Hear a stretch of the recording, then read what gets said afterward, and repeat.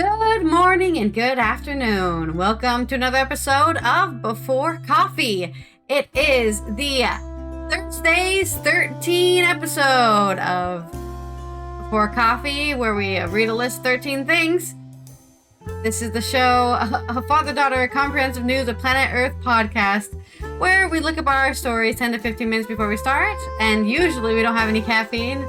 I'm just breaking the rules again here at 4 a.m. in the morning on the west coast of the United States. So let's read out what headlines we're covering today. Today on Before Coffee, prosecutors calls for imprisonment and years-long ban on office for Marine Le Pen. The social media platform Blue Sky has added 1 million users since the U.S. elections. I wonder why. What is the Treaty of Waitangi, and why is it sparking huge Maori protests in New Zealand? On Thursday's 13, we're going to look at at least 13, of Neil Young's most interesting, transformative, and special songs. Disgusting, isn't it? John Lewis's shocking Christmas advert is actually about shopping? And it's National Pickle Day. No, I don't want a pickle. I just want to ride my motorcycle on November 14th, 2024 on Before Coffee.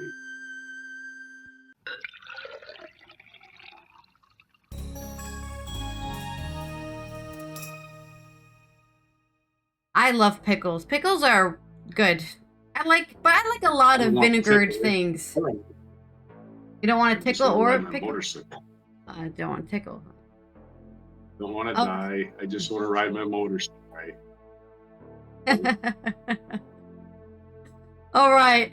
Well, first news story today is coming out of Paris and France, where Marine Le Pen is being asked, allegedly siphoned EU funds. I think we've talked about this before. But now prosecutors calling for imprisonment and years of long ban for office for Marine. This is on The Spiegel by, I guess nobody wrote this. The Spiegel wrote the article. About allegedly siphoning EU funds, Marine Le Pen must therefore answer to court. The prosecution is now demanding that the right-wing populists be banned from running, including in the 2027 election. If there were a conviction, the political impact would probably be significant. In the trial for embezzlement of EU funds, the French Public Prosecutor's Office has demanded 5 years in prison for right-wing populist Marine Le Pen, 2 of which are suspended. She also demanded that Le Pen be disqualified from standing for election for 5 years. Such a sentence would prohibit the accused from standing in future local or national elections, said prosecutor Nicolas Barrette in the Paris courtroom yesterday on the 13th of November. Marine Le Pen, who was sitting in the front row of the defendants, wants to run for a 3rd time in the French presidential election in 2027. The requested punishment, therefore, jeopardizes this plan. We are in a courthouse here, and the law applies to everyone, stressed the prosecutor. He called for the ban to come into force immediately, even if Le Pen appeals. The right-wing populists had previously been ordered to prepay 300,000 euros to the European Parliament. Yeah, you can't really trust a politician who siphons funds from government bodies. It's really hard. Kind of lose your reputation that way. Marine Le Pen, for her part, condemned the violence and exaggeration of the allegations.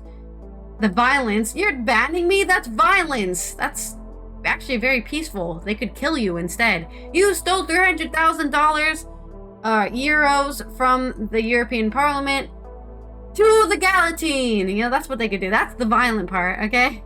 I think the prosecutor's intention is to deprive the French of the ability to vote for those they want to vote for and to ruin the party, says a 56-year-old. I mean, if you siphon funds, you did it to yourself, and it's not a secret conspiracy against you. The prosecutor accused Le Pen of an organized system in favor of her party.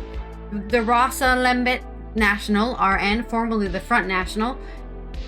Rassemblement. That's probably how you say that word. I apologize for my terrible French. The party was in a difficult financial situation and used everything that was possible, legal or illegal, said prosecutor Louis Nathan on the start of the pleadings. In addition to Le Pen, her RN party, and numerous representatives of the party's former leadership are also accused. The trial concerns the alleged bogus employment of assistants in the European Parliament. During the trial, Le Pen pointed out that the assistants had not worked for individual MEPs, but for the entire group. The public prosecutor, however, accused her of systematically using the assistants' salaries to restructure the party finances. The EU Parliament, which is acting as a joint plaintiff in the proceedings, estimates the damage of 3.4 million euros. The party has already paid back 1 million euros, but does not want this to be seen as admission of guilt. Well, I think in the public opinion, when they say you owe us money, and then you say, I don't owe you money, but I'll pay you anyway. It sounds like you did owe them money. I don't see how this is an admission of guilt. You owe us money. I don't owe you anything, but here. Okay. Then President of the European Parliament, Martin Schulz, SPD, had set the investigation in motion in 2015. So she's been maybe siphoning funds since 2015, or at least before 2015. After years of investigations, 9 of the former MEPs and 12 of their former assistants and other party employees must now face trial. So not only is the party being set in motion, but also the members of the party are also going to have individual trials for this money-making scheme where they just took money from the EU, the taxes that we pay, and said, thank you, I'm gonna buy a new purse. I have no idea what they did with the funds. I don't remember. I think we covered this entire thing back when the trial was starting, but I don't remember exactly what they're spending money on, and if they even said what they're spending money on. But it's not, she has she's the picture of her holding a purse, so I'm just gonna say she bought a new purse and other things, and that's bad. That's my story. On to yours. Okay. You haven't sent me if we got a film clip, you haven't sent it to me yet. What? No, I'm still looking. Oh, okay. Okay, in American news, we had an election here, and Elon Musk, it looks like he's just basically going to be part of the government now. So new cabinet member. Listening to our local government propaganda channel. Hell yeah, fascism is coming. And Twitter becomes a round table for people to rat on their neighbors, so immigration can go round them up. There's a new social media app started this year, or it became publicly available to non-paying members this year, and it's called Blue Sky. So what is the story making news? Sarah Parvini.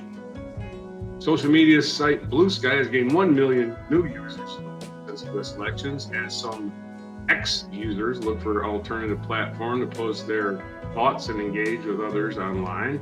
Blue Sky said Wednesday that its total users surged to 15 million, up from roughly 13 million at the end of October. Championed by former Twitter CEO Jack Dorsey, who never should have went public, he should have just kept 51%, right? You can still sell stock and own 51% of the stock. Anyway, he decided to sell, go public, and now he's got to start a whole new social media platform. Anyway, Blue Sky was an invitation-only space until it opened in public in February. The invitation-only period gave the site time to build out moderation tools and other features. The platform resembles the former Twitter, and with a discover feed as well as a chronological feed for accounts that users follow. Users can send direct messages and pin posts, as well as find starter packs that provide and curate a curated list of people and custom feeds to follow. And of course, a lot of the technicians that quit Twitter, or got fired from Twitter, are probably Blue Sky. It's probably going to be a lot better, a lot easier to track who's actually using it. I mean, what's the one on Facebook, Threads? Well, yeah, you join Threads because you have an Instagram account. You do. I think you do get an opt-in. You don't just automatically join. You do have an opt-in to join Threads. You don't just. But you couldn't join Threads until you got Instagram account, is what I'm saying. Yes. Yeah. The the post-election uptick in users isn't the first time that Blue Sky has benefited people leaving X. Blue Sky gained 2.6 million users in the week after X was in Brazil in August. 85% of them from Brazil, the company said. About 500,000 users signed up in the span of 1 day last month. X signaled that blocked accounts would be able to see. When X signaled that blocked accounts would be able to see a user's public post. That makes sense. Despite Blue Sky's growth, X posted last week and it had dominated the global conversation on the U.S. election and had set new records. The platform saw a 15.5% jump in the user signups on election day. X said with a record 94 million posts worldwide, representatives for Blue Sky and for X did not respond to requests for a comment. Blue Sky has referenced the competitive relationship to X through tongue-in-cheek comments, including on election day posts on X referencing Musk watching voting results come in with Trump. I can guarantee that no Blue Sky team members will be sitting with a presidential candidate tonight and giving them direct access control to what you see online. In fact, basically, Trump's going to get all your user information, to come to your house, knock on your door in the middle of the night and arrest you. Not him personally. He's still much of a chicken shit for that. Yeah, no. Of course, across the platform, new users, among them journalists, left-leaning politicians, and celebrities have posted memes and shared that they were looking forward to using a space free from advertisements and hate speech. Some said it reminded them of the early days of X when it was still Twitter. On Wednesday, The Guardian said it would no longer post on X, citing far-right conspiracy theories and racism on the site or as a reason. At the same time, the television journalist Don Lemon posted on X that he's leaving the platform, but will continue to use other social media, including Blue Sky. Lemon said that he felt X was no longer a place for honest debate and discussion. He noted changes to the site's terms of service set to go into effect Friday that state lawsuits against X must be filed in U.S. District Court for the Northern District of Texas rather than for the Western District of Texas. Musk said in July that he was moving X's headquarters in Texas from San Francisco.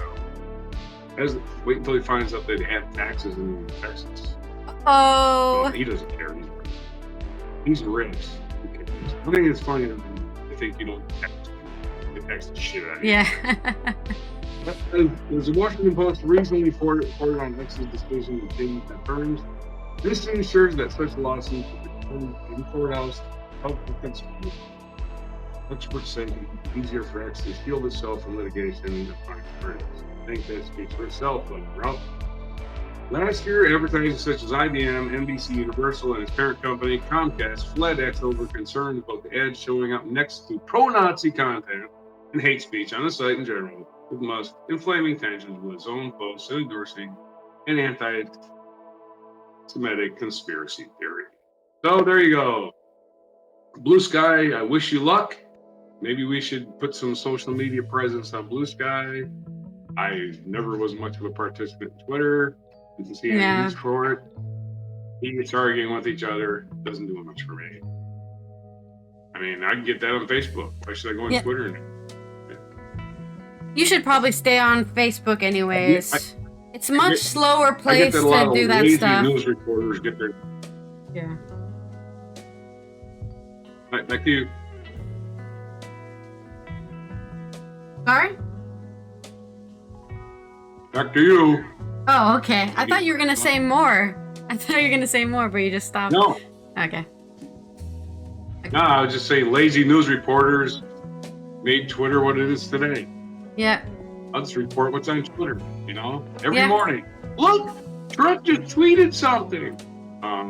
Who fucking cares? We have to make sure we let everyone know what stupid bullshit everyone's saying all the time, instead of just letting it float away. Goodbye. Yeah, exactly.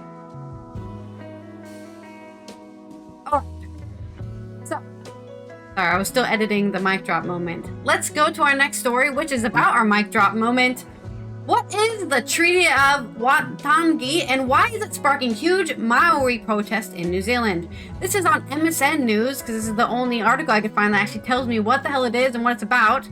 Everyone else just wants to talk about the protest that happened, but I want to actually know what's going on.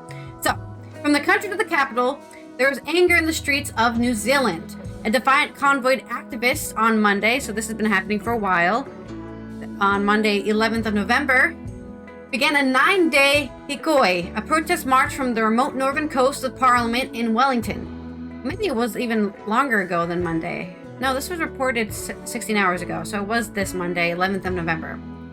Thousands had joined their ranks as the protest moved south, choking the streets of Auckland and blocking rush hour traffic. Perfect. You know it's a good protest when you make traffic.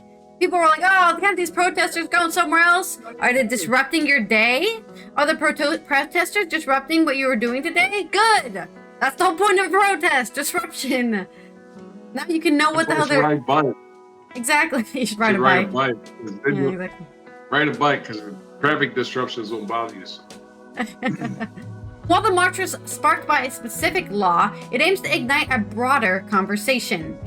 This is to build a hunger, not just with Maori, but also the people in Aotearoa, New Zealand, to properly understand the people of this country and what happened to the indigenous people, Advocate Era Kapakingi said. So what is this new law and why has it sparked so much anger? New Zealand is currently ruled by a conservative coalition led by the National Party Prime Minister Christopher Luxon in partnership with the conservative New Zealand First Party and Libertarian ACT Party. Since coming to power in 2023, they have dismantled a broad range of Maori initiatives from the Maori Health Authority to school language programs. But the most consequential reform is being championed by ACT leader David Seymour, who wants to redefine the interpretation of New Zealand's foundational document, the Treaty of Waitangi. Treaty of Waitangi. Mr. Seymour argues the interpretation over the past 50 years has been inherently divisive, and that the policy is divided by race. You end up with some government departments that have 2 chief executives, one representing each treaty partner, he told the ABC's Pacific Beat program. Oh no! The indigenous population has a representative, but I want it to be not them and just bully them and tell them what to do. It's annoying that I have to argue with 2 people instead of 1 person. You end up with an education curriculum where honoring the treaty becomes almost more important than maths. Doesn't sound like a problem to me. Mr. Seymour has introduced a bill to reinterpret the treaty, sparking fierce opposition from the Maori leaders, who argue it will be destructive to Maori life, institutions, and culture. The Labour opposition says it ignores established principles and replaces them with outdated and incorrect perspectives. Your government is sweeping aside the history of cooperation and good faith and taking us backwards on the race relations progress we have made, Labour said in a statement. Let's be clear. This bill is divisive. It's costing millions just to draft and has no support from any other party in Parliament. What is the Treaty of Waitangi and how does it shape laws? It was signed in 1840 between the British Crown and more than 500 Maori chiefs, so that's 500 leaders of different Maori tribes. It paved the way for British annexation of New Zealand while requiring the Crown to protect Maori possession and give signatories the full rights of the British subjects. Unlike in the United States, I think they respected their treaty, where in the US they made treaties with the natives and then said, oh, that treaty? Oh, that was a formality. We don't actually care about you. 1975. That was the last president. Yeah, that Waitangi Tribunal was established to hear claims brought by Maori on whether legislation, policies, or actions by the Crown breached the treaty principles. A prominent victory was a 1986 report in the importance of protecting Maori language, which led to leading to Te Reo being renamed an official language and the establishment of a dedicated language commission. Yay! Not killing your language off. But the tribunal has little actual power to enforce its recommendations. Yeah, it's all social, just shame on you! But if you don't feel shame, like I guess Seymour doesn't feel shame, don't care. Maori law and treaty expert Carwyn Jones says sometimes government generally welcomed the advice, other times it was simply rejected. Overall, it's been a pretty mixed bag, and it does require the government to have the political will to do something, he said.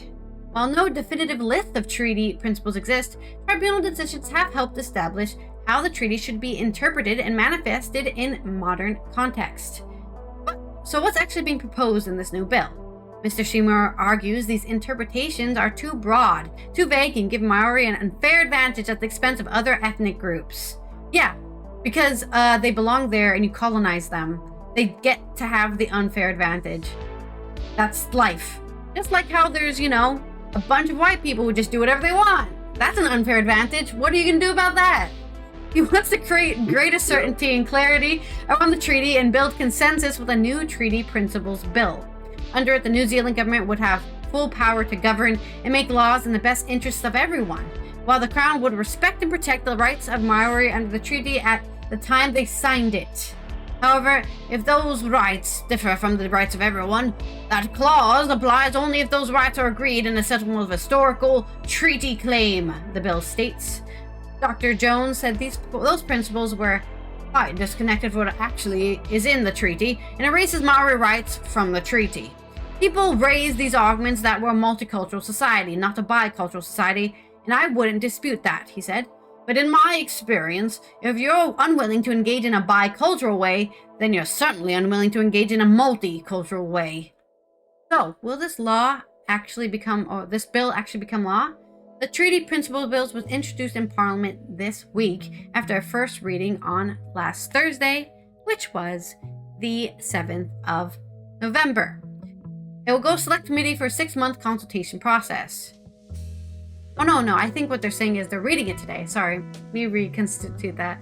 Treaty Principle Bill was introduced in Parliament this week, and after today's reading, it will go to a select committee for a 6-month consultation process. So, it'll be read, people will decide if it's going to become a law, and then it'll be consulted for 6 months to decide if it's actually going to become a law. If it becomes a law at a second reading, a referendum will be held to decide the issue. But the bill may be more bark than bite, given both the Prime Minister's National Party and New Zealand's First Party have vowed to vote it down at the second reading. Political science professor at Charles Sturt University, Dominic O'Sullivan, said there were concerns that commitment could change with strong public pressure.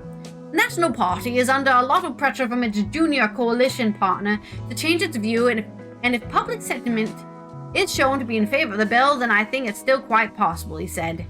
Now that would be a breach of an election commitment, but they would obviously weigh up the politics before doing that. Views of the Maori broader community will change over the next 6 months remain to be seen. And despite wide protest by Maori leaders, others like Mr. Seymour, a Maori, are leading the charge for reform. Maori voices are there, in government. They are not just the voices that have special seats reserved at the table to practice a certain version of what it means to be Maori, he said. So, what happens next? Dr. Jones expects the Select Committee consultation to be a very divisive process and very damaging for social cohesion, for trust in governments. There will be people on both sides of the debate who will be mobilizing, and we've seen organizations that are trying to create fear about the existence of Maori and the existence of Maori rights, he said. That's so weird. Oh, this is so backwards, right? Like, there's this whole idea that, so white nationalism is bad. So that means all other nationalism is bad. No, the reason white nationalism is bad is because white nationalism tells everyone else they're not allowed to exist, threatens to kill everybody else who exists, whereas Maori nationalism is, we are allowed to exist. Yeah, that's it. They're not trying to kill all the white people. They're not trying. I mean, there might be some radicals in the Maori. At peace. Exactly. We were here at peace when you decided you wanted our resources. Yeah. No other reason. The Maori. That's why you're here. Yeah, the Maori people freaking rode those boats over the ocean and found New Zealand and settled there, okay? Just as like the white people did. But they came there second, so for some reason they own New Zealand now, right? We discovered New Zealand, Maori people. We discovered it actually in 600 or whatever. I'm not exactly sure when New Zealand was discovered by the Maori, but the point is they were there, they discovered it. Stop acting like you're like some sort of purview over everything. If the bill in subsequent left their volcanic island, right? Yeah. Somewhere. They probably left their big volcanic island. Well, the thing is, New Zealand probably wasn't even there, right? It is an island, so it probably became an island from a volcano, and Right, people it's are like, hey, so New Island. to this day. Yo, New Island Daddy just hit. land. Where I don't even know what the original New Zealand is called, because obviously New Zealand is named after Zeeland, which is a Dutch province in the Netherlands. So the Dutch people discovered it and then sold it to Britain. I think they sold it for Indonesia or something. I can't remember what exactly, but they did a trade. They're like, you can have Australia and New Zealand, and you can give us Indonesia or something. They traded for a U-74 Volvo. Exactly. But the bill and the subsequent referendum, if they do exceed, the relevant legislation would be reassessed under new principles. That could unleash a wave of litigation, which would be costly and potentially unhelpful distraction for a government preparing for an election in late 2025. Even if the bill fails, the public could still petition for a citizens-initiated referendum. However, these are non-binding and require huge numbers of signatories to go ahead. In the meantime, Maori activists will continue to protest the bill and other government changes. Professor O'Sullivan said if the bill passed, it would diminish Maori opportunity to influence policy for themselves. A treaty's principal bill needs to be seen in the broader context of trying to recreate state Maori dependence on the state, and who interests that serves it is quite unclear. Yeah, who does this serve? This serves white supremacy, probably. Females equality is a bit like saying everyone's invited to the party, but we all have to drink the same beer. But Maori people don't want to drink beer. They want to drink, I don't know, wine. And no, you're not allowed to drink wine. This is New Zealand. We all drink beer, and that's it. That's all you're allowed to drink. Anyways, there's my coverage on this very viral moment that is happening on the internet right now, at least for me, because I saw it on my threads. And I wanted to cover it just to see what was going on, and on to, I guess, Thursday's 13. And also, hello, Vanka. Hey! All right then, Thursday 13. People ask me that. And if I was talking to me, I would say, hey, why do you like Neil Young so much? Is it because he's irreverent and funny and he don't give a shit? He's not a sellout and his songs are about something? And of course, the answer is yes, all of the above. So, we went around, I said, I bet you I can find 13 top Neil Young songs. At least my personal whatever. But I ended up 12 of them. And I had to lose like Cinnamon Girl and Heart of Gold. And, oh, man. You know, only Heart of Gold's a good one. After the Gold Rush, I had to leave off, which is about basically escaping Earth in a spaceship. Don't Want to Bring You Down Like a Hurricane, Long May You Run, which is a great song about a car, and Down by the River, which is about shooting his girlfriend. A great guitar solo, but it's very depressing subject matter. And Crime in the City, which is also very depressing. So I eliminated all of those, and I came up with a list of 13. Number 1, Sugar Mountain. And maybe you can imagine I have a whiteboard. And you see a Sugar Mountain. Sugar Mountain is one of Neil Young's first songs that he wrote, and it's about getting to be 20. Not super old, just 20. Oh my God. Not anymore. You can't go to the fair with your mom and dad. Oh, that is so sad. Candy. You have to get a job now. Yep. You smoked your first cigarette. Of course, legendary Canadian songwriter Joni Mitchell.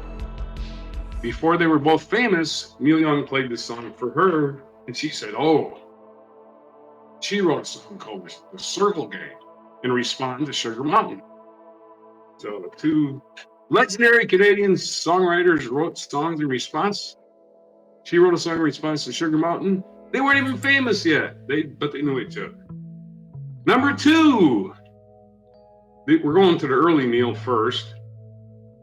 These aren't all chronological, but his first real hit song with Buffalo Springfield is called Mr. Soul. He was touring with Otis Redding, and he inspired Mr. Soul. Yeah. That was Neil Young, which is a very, very funky guitar riff. So again, it's about a fan. It's about a rock star fan who, rock stars got fans, so it's part Yeah, of they the, sure do. the milieu they write about, sex and drugs and rock and roll. So, Mr. Soul at number 2.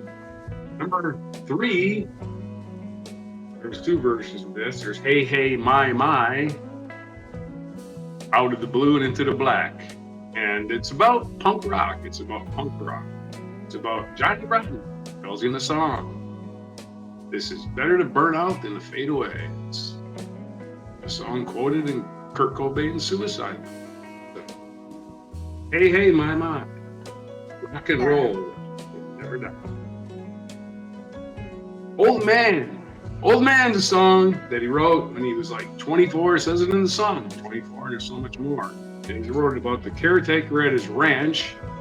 He was rich enough to buy a ranch in California when he was 24. Imagine that. Wow. Buffalo Springfield money. I can dream about it, but I never think of reality. Right. And he had already recorded his first album with Crazy Horse called Everyone Knows This Is Nowhere. So Old Man is about the caretaker at his ranch in Southern California, and how, hey, old man, you may think I'm just this casual kid, but I can see myself in you, which way beyond his years. Number 5, Ohio. Neil Young wrote a song called Ohio about Kent State, the Kent State Massacre. Yes, terrible. This was part of his collaboration with Crosby, Stills, and Nash. So this was on a Crosby, Stills, and Nash record, and it was released and went right to number 1, knocking another Crosby, Stills, and Nash song out of the top 5. I believe it was Orange and Nash.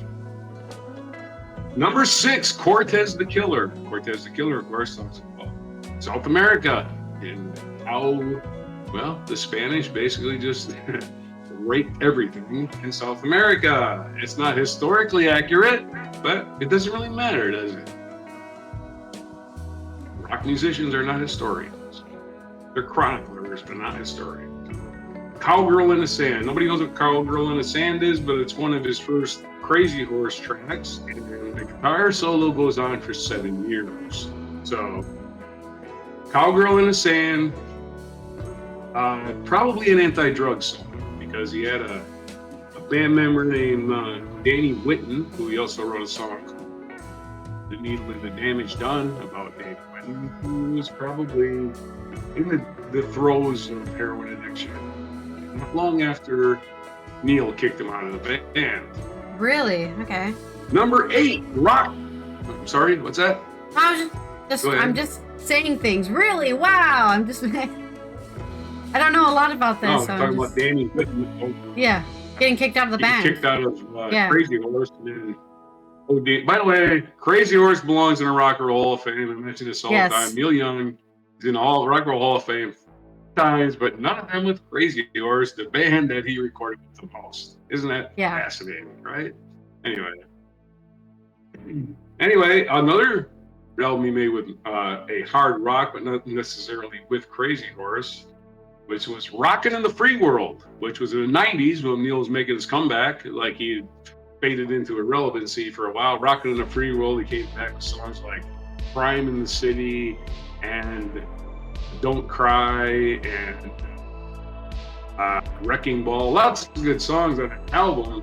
But Rockin' in the Free World became an anthem and an anti-George Bush, the first George Bush anthem, when he ridiculed him about his 1,000 points of light for the homeless man and a kinder, gentler machine gun hand.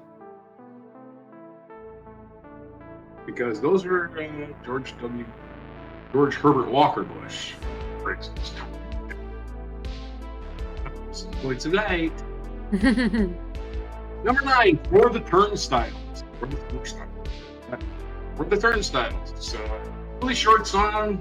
It's maybe 3 minutes, and it features a banjo that Neil restrung, so it sounded like that, so you can't really duplicate the banjo. Let's do that. And For Turnstile, of course, is about nuclear war. And of course, the last verses, Everybody's sitting there watching their little minor league baseball game, and all of a sudden, everybody's frozen on their way to the turnstiles. The hell out of the stadium. As nuclear war breaks out, we're all just frozen in shadows, like Pompeii, perhaps, right? Number 10, Helpless. Helpless was another Neil Young's nostalgia for Canada.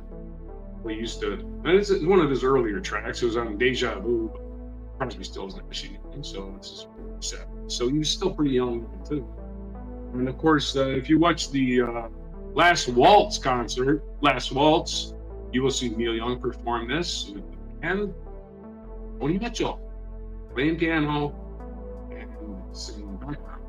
So, Helpless, one of Neil's best crowd pleasers.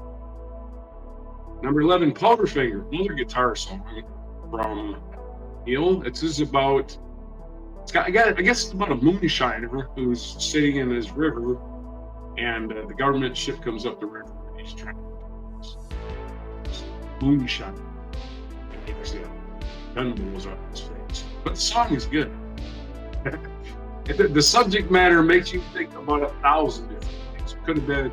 The song could make you think about a gunboat coming up the Mekong Delta.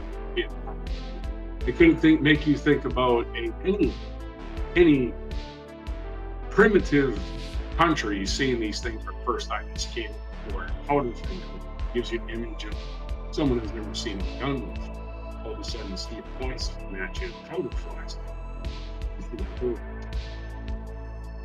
Hey. Yeah. Number 12. We did After the Gold Rush, which I said I left off, but it's actually on the list. After the Gold Rush is at number 12. After the Gold Rush is again, it's our Earth again. Our greed. Our greed has destroyed the planet, and we're getting on a space ark. We're getting the hell out of here. So it's all cool. We're hoping, right? This is Neil's hope. And number 13 is Walk On. Walk On. Neil doesn't take criticism well. He doesn't throw it back at people. He never writes a lot of angry songs. This is maybe the angriest song he's ever said about his critics and the people he used to work with. And it's not even that angry. He said, yeah, I hear a lot of shit from people. I don't care. Walk on.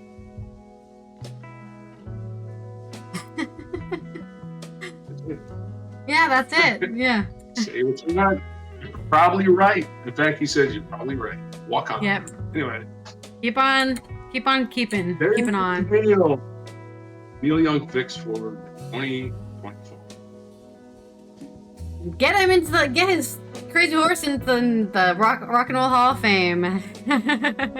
Right. Well, 2 of them are still alive, right? Yeah, exactly. All right. And Neil Young can do his dance. I'm on your 4 times.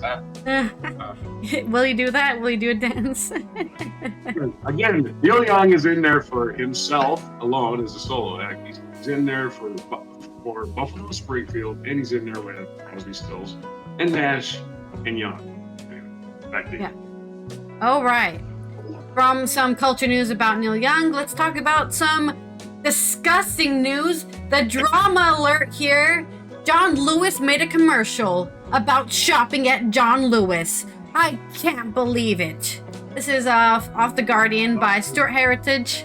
Where's the lonely man on the moon? Where's the plaintive piano ballad sung by a wan Victorian girl? This year's John Lewis ad is packed with unforgivable sins. Well, this is an outrage. There are just some things you shouldn't mess with. Roast dinners, the national anthem, and the John Lewis Christmas advert. You see, the John Lewis Christmas advert has long operated on a perfect formula.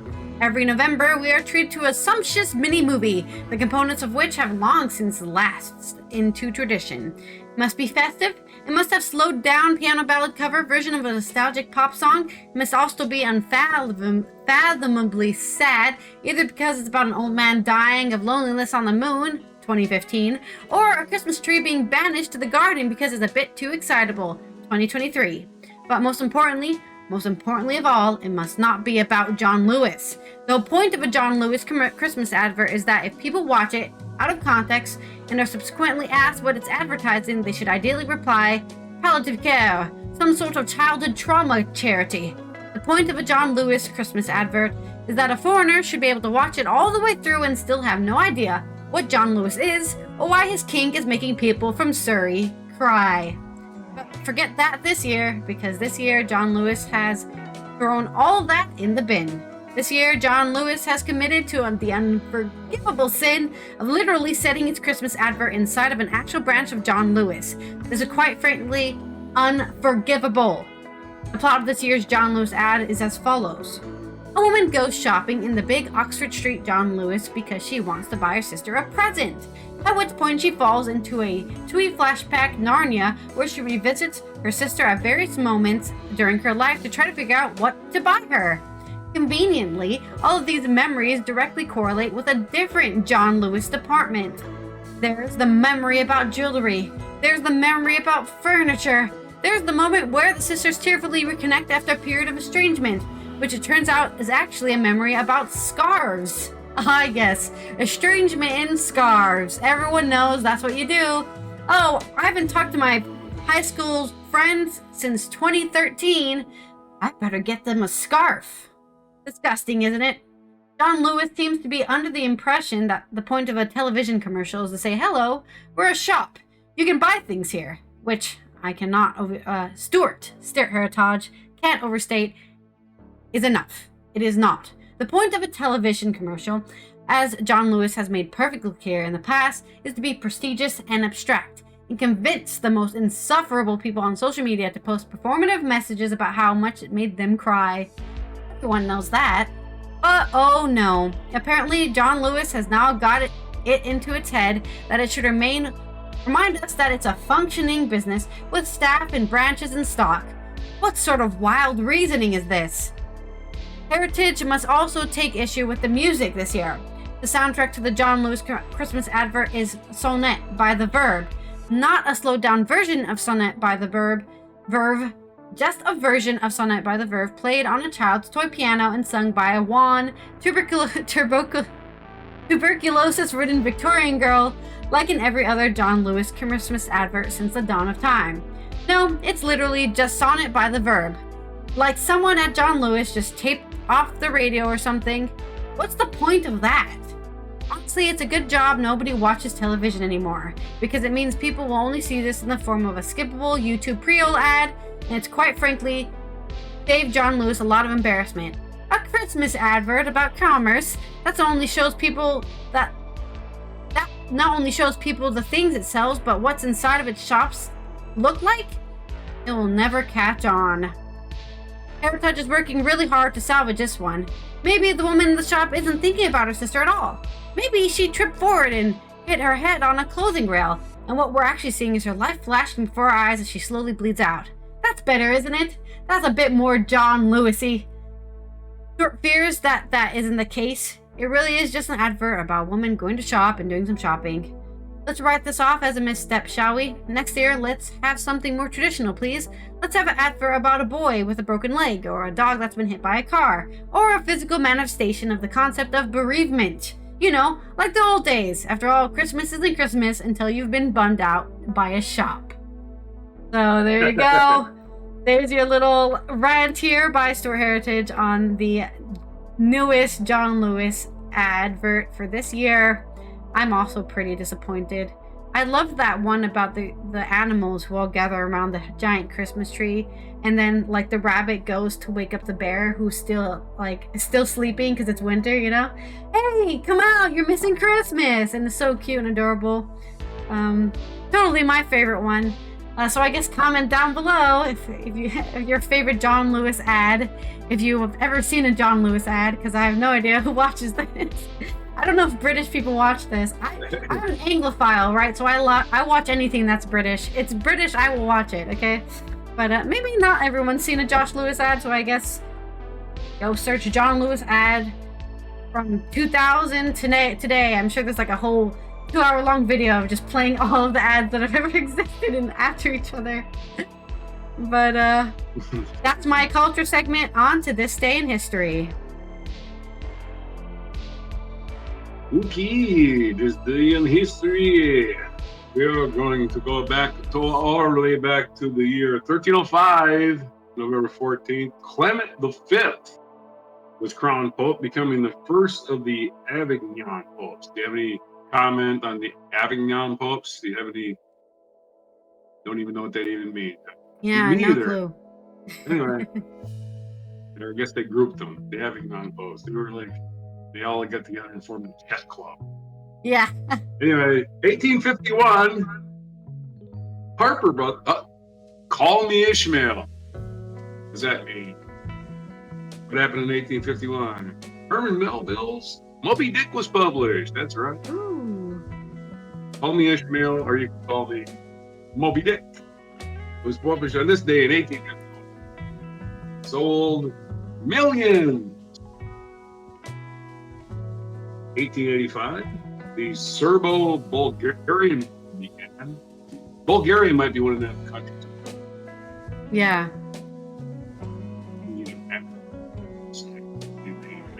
You're gonna have to talk a little louder. You're breaking up because you're not talking loud enough. I said, oh, I'm not talking loud enough? Okay. Yeah, okay. Sorry. The Serbo-Bulgarian War began when Serbian King Milan Obrenović IV declared war on Bulgaria. I'm saying Bulgaria is one of the countries. No, you're talking too quiet again. You have to talk louder. It's not picking you up when you. I have passive income. Yeah. And it's not louder. And I'm I'll be deaf like that. Hey, Sonny, you gotta speak up. The way you speak that language, I don't understand. Anyway. In 1889, for you that read lips, 1889, American journalist Nellie Bly began her round-the-world race against the record of Julius Fong, the Prince of 8 days, who was a person. She completed the journey in slightly more than 72 days, which proved, hey, Jules Verne, you're pretty smart. Can be done. Let's try that. Let's just go around the world in 80 days. I bet you can go around the world in like 6 days now.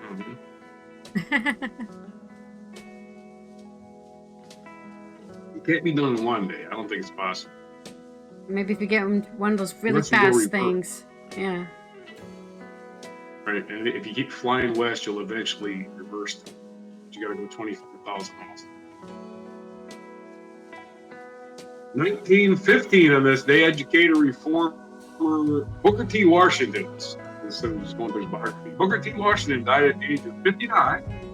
He was an educator reformer, first president and principal developer of the Tuskegee Normal and Industrial Institute, now Tuskegee University.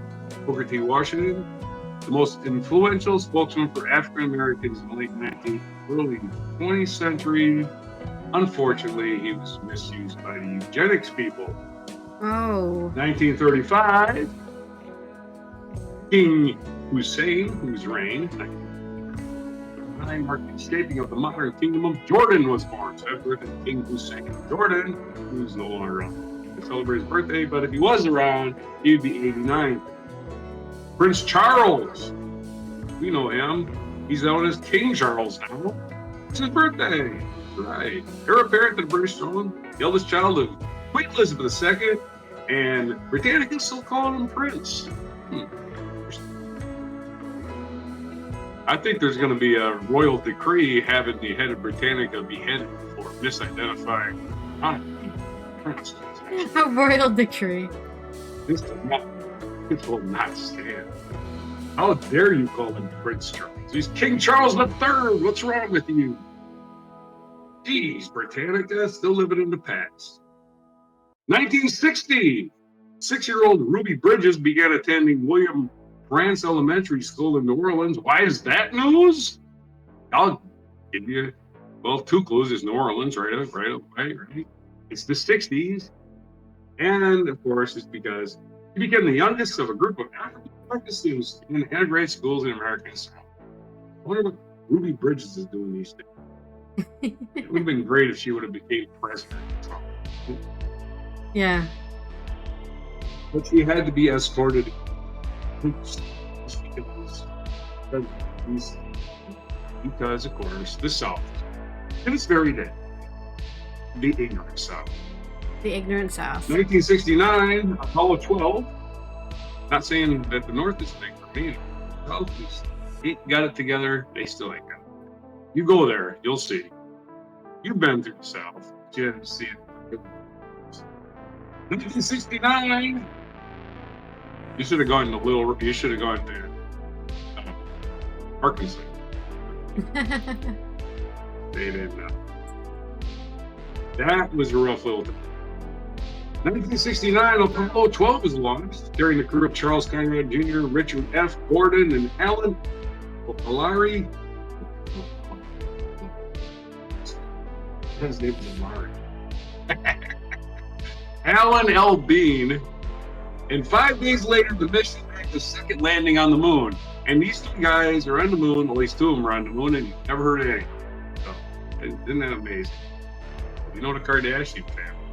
1972, the Dow Jones Industrial Average closed above 1,000. That seems like amazing. 2002, chosen to succeed Richard Gephardt as leader of the Democratic Party in the U.S. House of Representatives, Nancy Pelosi of California became the first woman to be named leader of either House of Congress. She later became Speaker of the House in 2000. 2014, American politician Jane Byrne died at the age of 81. She was the first woman to serve as the mayor of Chicago. And Jane Byrne is the one you got to thank for the Blues Brothers. She allowed the Blues Brothers movie to be filmed in downtown Chicago on a Sunday when nobody's around. Several Sundays, the craziest car chase in history. That's right. And you could thank Mayor Jane Byrne for allowing the Blues Brothers and their director to film that movie in Chicago using the streets of Chicago on a Sunday. Blocking everything up. Crazy, right? I don't think they do that. No. Those are your days. Now, those are histories. Our featured events. Eritrea made a province of the Ethiopian Empire in this day in 1960. What? Eritrea. It's Eritrea. Okay. Yeah. On this day, the Ethiopian Parliament and Eritrean Assembly voted unanimously abolishment of their federal status, making Eritrea independent since 1993, a simple province of the Ethiopian Empire. So, it's the only country other than the United States that double taxes its citizens. And the funny thing is that Eritrea got yelled at by the UN, hey, you can't do that! And then the US was like, yeah, we double tax our citizens. That's because the UN... But Eritrea is not allowed, we are. The UN says, damn, in the middle of Manhattan. Yeah. US is like, what? Get out of our country. Our feature biography, Boutros Ghali, Egyptian statesman and Secretary General of the United Nations. He was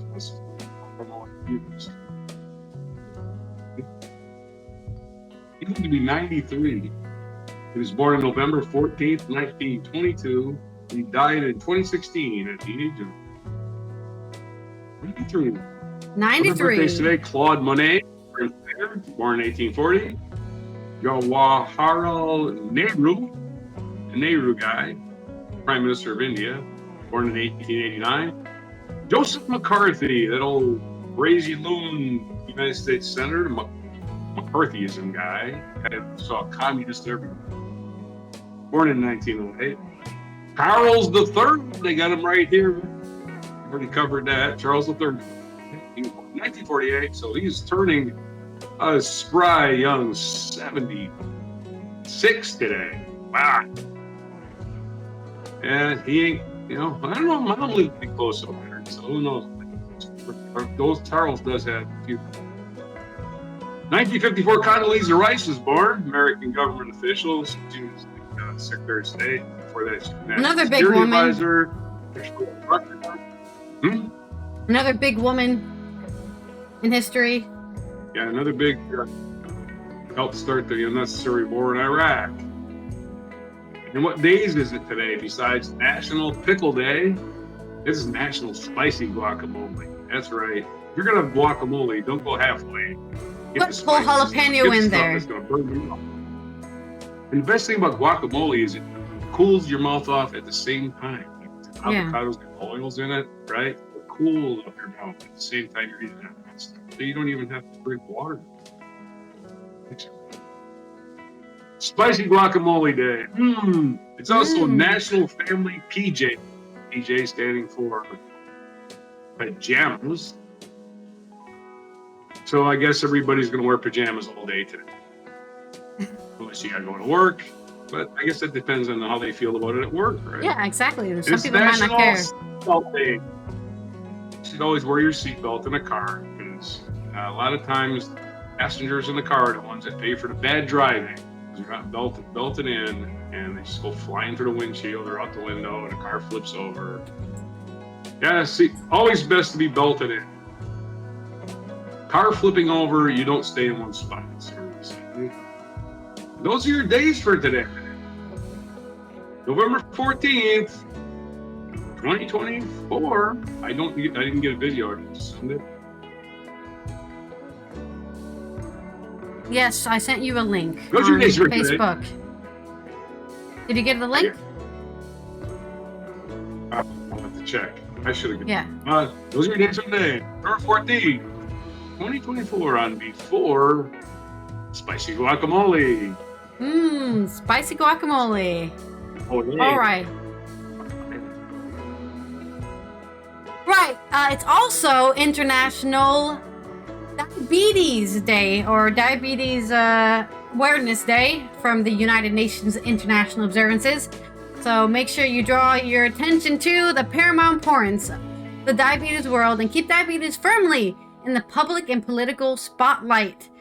Diabetes is the world. It's 1 billion people over 160 countries celebrate World Diabetes Day, and they make sure that everyone takes care, and I'm hopefully making sure to keep insulin cheap. I know the US is failing on that, but everywhere else in the world loves keeping that insulin nice and cheap so that people can continue living, especially children who get diabetes, off of no harm but to themselves. Children's diabetes is terrible. You don't want your child. I knew somebody in high school died of diabetes. Crippling. Young. 21 died of diabetes. Because they couldn't afford to take insulin. You know, they couldn't afford it anymore, and that's really sad. A 21-year-old should not be dead right now. So make sure you are aware of diabetes and support those around you, and I guess donate to some charities for people in the United States who can't afford insulin because it's $1 billion. Are you ready? Did you get the video? Yeah, I got it. I'm ready. All right, then. I hope you guys have a good rest of your Thursday. Tomorrow is Friday for the Friday news dump. So make sure you come back here. If you're not already subscribed to the Ally and Rog channel, subscribe to that. Turn on your notifications and comment down below your favorite Neil Young song. Let's go to our Maori Haka mic drop moment. The question is that the motion be agreed to. Those in favour will say aye. Aye. Those opposed So this is the first no. reading from today where they agreed The ayes have it. to do for the We're in first. So middle this is of a the vote. 6th We're in month. the middle of a vote. This is the 6 month period where they're going to talk about it. Sit down. No. We're in the middle of a vote. The ayes have it. First, a party vote's been called for. Mr. Speaker. A party vote has been called for. There's a process here. New Zealand National. 49 votes in favour. New Zealand Labour. 34 votes opposed. Green Party of Aotearoa New Zealand. 15 votes opposed. ACT New Zealand. 11 votes in favour. New Zealand First. 8 votes in favour. Te Pāti Māori. E ono ngā pōti e whakahe.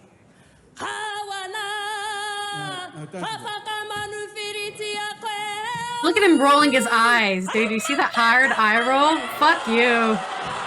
Yeah.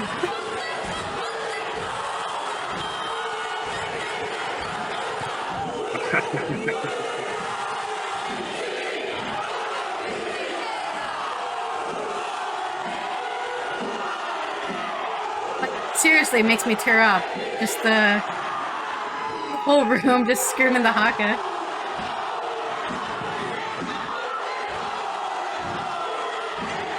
No, Native Americans. Yeah.